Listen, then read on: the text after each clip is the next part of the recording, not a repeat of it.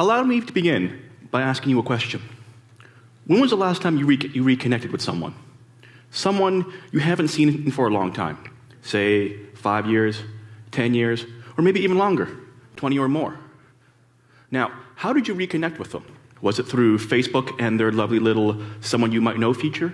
Or was it through a organized gathering of some sort, like a friend's birthday party or a Christmas party or a wedding even?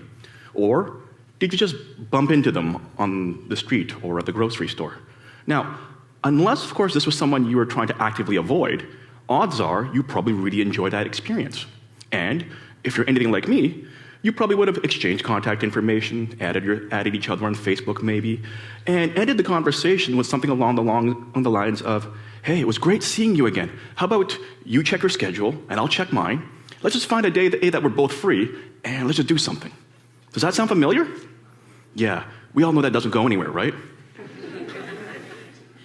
But things are different when we're traveling though. When we're traveling, rather than passively wait for a random chance encounter, we actually have a more proactive approach in trying to reconnect with people. So, if I was going to Japan, I would call up some of my friends over there and be like, hey, I'll be coming to Japan between this day and this day. Why don't we go meet up for a drink or something? And of course, I say this not knowing where they are relative to where I will or where I might be, or figuring out how long it'll take me to even get to where they are. But knowing me, I probably don't care until I get there anyways. But why is that? Why is it that we take this proactive approach when we were trying to reconnect with people when we're traveling, but not so much for those local to us? Is it really because we're that busy? Or is it just a lie that we tell ourselves because we would much rather be at home watching Netflix?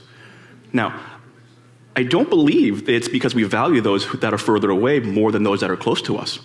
But it's rather that we just take those closer to us for granted, that we can see them anytime we want. I mean, you and I, we probably don't live that far, right? I can see you tomorrow, or next week, or maybe even next year. And that is, of course, until one of us decides to leave. And now it's something I had to find out the hard way. Now, this is something many of my friends and family don't know about me. But earlier on last year, I had the privilege of being taken to the emergency room for a bit of a stroke. So this is me, sitting in a gurney at the back of an ambulance. I had this big smile on my face because for the first time in my entire life, I got to sit in the back of an emergency truck, which I thought was totally cool. Right? But more importantly, though, because of the state that I was in, I tried my best to not panic because that would only have made things worse. And I was actually only able to get this photo because it turned out that one of the paramedics was actually my buddy's cousin, and we were joking about bringing me to the hospital with the best-looking nurses. Now, unfortunately, that smile didn't last very long. Shortly after I was admitted to the hospital and had an electrocardiogram done, I found myself sitting in the ER waiting room where I just couldn't help but feel a little sad, lonely, and depressed because looking around, I noticed that I was the only person that didn't have someone else with them. So, being the God-fearing person that I happened to be, I decided to do the next best thing and strike up a conversation with God. Because for all I know, we could be hanging out together really soon. And I don't know why I remember this, but I vividly recall sitting there, praying to God, saying, "Oh Lord, my God, please help me through this. This is not how I wanted to go. Sitting alone in the hospital, next to a trash can, and a no cell phone sign next to my head, because if this was my last day on earth, who'd even know I was gone? And more importantly, I'd hate for everyone to find out that I had passed on only because sooner or later, work would try to call me and to see if I was able to show up for my shift. And as silly as it may sound, I'm actually really glad that at least someone is going to eventually check up on me.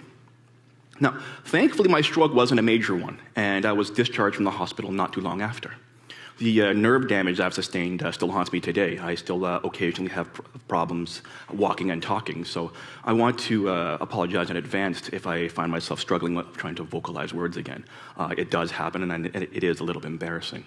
But shortly after that, I realized I had some vacation time coming up from work, which was something I desperately needed because at that point in time, I'd pretty much given up on life because I wasn't even too sure if I could make it to my next birthday. Because when you have a minor stroke, the threat of a big one is just around the corner. Now, unfortunately, I was also too broke to actually go anywhere. So I decided I would use this opportunity to see who I could while I could. And I called this my friends and family staycation tour. I planned it the same way I would have if I was actually traveling somewhere. I already knew what dates I'd be off, and I knew where I was going, where in this case was literally nowhere. But I needed to know who I knew in the city that I haven't seen in a while that I wanted to see. So I began to make a list of people. It was a combination of people that I haven't seen for a while and people that I just really wanted to see, friends and family.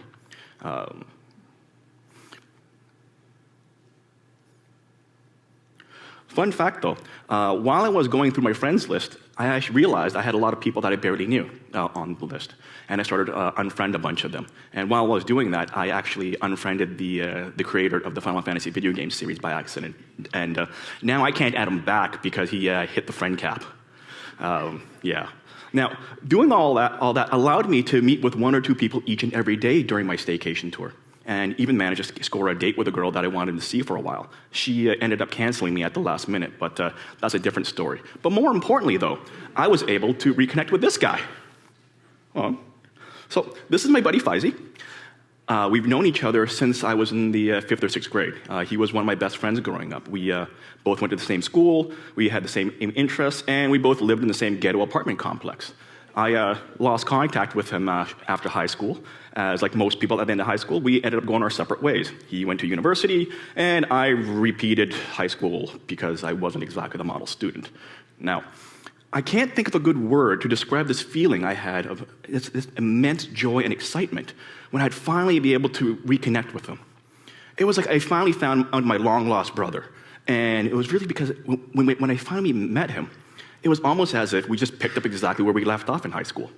Except, shockingly, I discovered that for the last 20 years, we basically lived 10 minutes apart from each other. I mean, literally, I could just walk over to where he was. But it wasn't just meeting up with him that made that week awesome. Reconnecting with so many people, so many awesome people that week was such a truly blissful experience that for the very, very first time in a long time, I didn't feel lonely or depressed. In fact, I absolutely loved that feeling so much that it changed my outlook on life and made me want to improve my health, not just for my personal well-being, but because ultimately, I wanted to change what was supposed to be my first and final Friends and Staycation tour into an annual one. But enough about me. What I'm more interested in is, how can I enrich you and your life experience to get through the same thing? But don't worry, I'm not going to suggest that you go and have a stroke first. I don't think I'd ever be allowed back to another TED Talk if I did. But to make things easy, I've gone and broken down things to 3 very simple steps. The first being, just set a block of time. Think about some time you might have coming up that you'll be free. This could be vacation time, or even just a weekend, or even some weeknights you might have free. This is actually very important because you not only create a window of opportunity, but it also makes it easier for everyone that you're trying to get in contact to see whether or not they could meet you or not. Now, next, you want to think about some people that you would want to see again. These could be people from these could be your childhood best friends, like it was in my case, or friends from school, or even former coworkers and colleagues, as well as people that you just wanted to spend time to but never had the chance. If you can't think of anyone right now, don't worry. We tend to forget about people we don't see often. In which case, we can do what I did and just go through your friends list or your contact list on your phone. Now, the next and final step, though, is the most important one of them all, and that's just to contact them. Facebook, Instagram, other social media is great for this. And here's a tip. If you find someone who's too busy, offer to meet them during their lunch break or something for coffee. While it doesn't seem like much, 15 minutes or 30 minutes of face-to-face interaction creates a much deeper, more meaningful connection than sending messages back and forth, especially since 2 sentences looks like a giant wall of text on your phone, and no one wants to read that. Right? The thing to keep in mind, though, is to make sure that when you contact them, to mention the dates that you had blocked out, because if there's no sense, without it, there's no sense of urgency, and we don't want that. Now, rather than just give you a breakdown of what I did previously, I decided to do one better. Now, I happened to have vacation time a few weeks ago, and since I knew I was going to do this talk, I decided to take those very 3 steps and do another Friends and Family Staycation tour. That way, I could prove it actually works. So, how well did it work for me? Well, these were all the fantastic people I met up with that week. They were a combination of people that I've met for the very first time, as well as those I haven't seen for a while, and even one person who, much like my buddy Feisy, that I haven't seen for 20 years. But remember how I said I wasn't too sure if I would make it to my next birthday? Well, I was on vacation that week because it happened to be my birthday. In fact, while I was looking at these photos trying to put together this slide, I came to one very major realization. By connecting and reconnecting with all these people, I can, for the very first time in my life ever, actually say, I love my life. Now, so here's the thing. While social media is great at connecting us, it is, at best, only a surface connection, and may even drive some of us into isolation or depression. What I wanted to do by coming here today is to show that if I can enrich my life by reconnecting with people, you can too. Because ultimately, no matter how lonely or depressed that you might feel right now, you're not alone. And that there are plenty of people around you that care about you. It might just require you to reach out and reconnect with them first. Thank you.